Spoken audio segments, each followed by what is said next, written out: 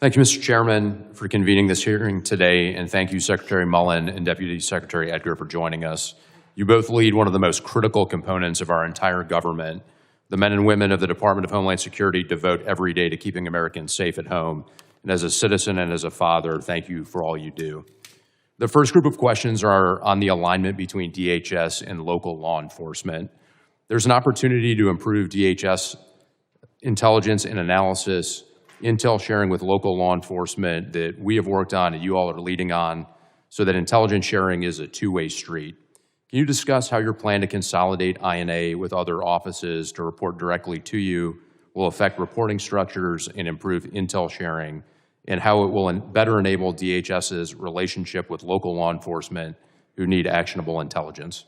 Yes, we're trying to expand the 287G program to bring INA in to allow us to work and cooperate. We have a cooperation with where we reimburse for equipment, for overtime hours, for salaries, and that's from vehicles to drone defense, to everything in between, to be able to work with them, to train them on intelligence gatherings. There's a lot of small municipalities that doesn't have the ability to do so.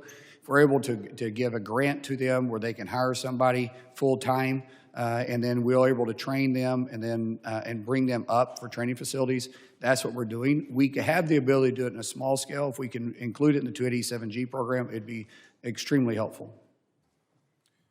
Great, thanks, sir. Next question. How is DHS working with fusion centers in every state to maximize communication, clarity, and effectiveness? And many fusion centers are heavily reliant on DHS grants for staffing. How will this budget better support fusion center functions and relationships with DHS components? Yeah, hey, I'm going to go ahead and answer that. So and it kind of relates to your first question.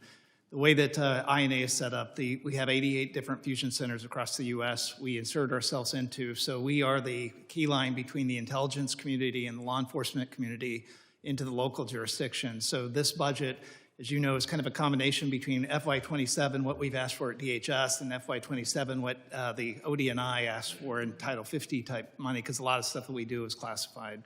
So the way this is set up, the OSIM consolidation that you asked about that actually consolidates INA, one of the benefits of that that the President put forward is that we'll be able to consolidate the mission support, the things that aren't so focused on the fusion centers, like CFOs, 3 CFOs for those different groups, procurement leads, all that. We basically are taking a lot of the back office out of that organization and being able to focus it on fusion centers.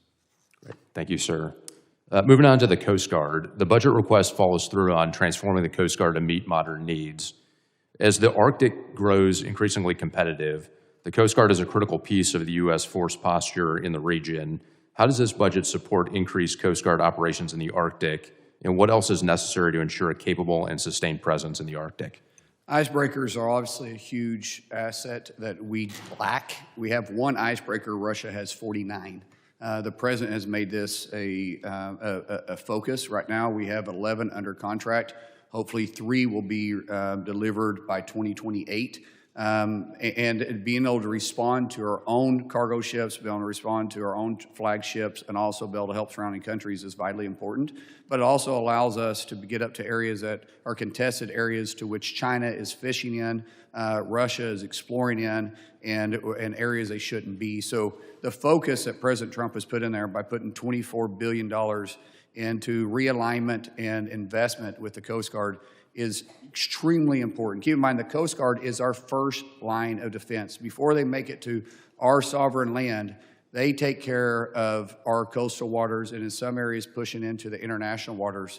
And the way they've been neglected over the years, for me, now being secretary over DHS and over the Coast Guard, I can't tell you how much I appreciate the investment President Trump has made and the focus he's put in there. We recently just came back from the Academy graduation. That's his second time to go to the Coast Guard graduation and be the commencement speaker. It's just unheard of.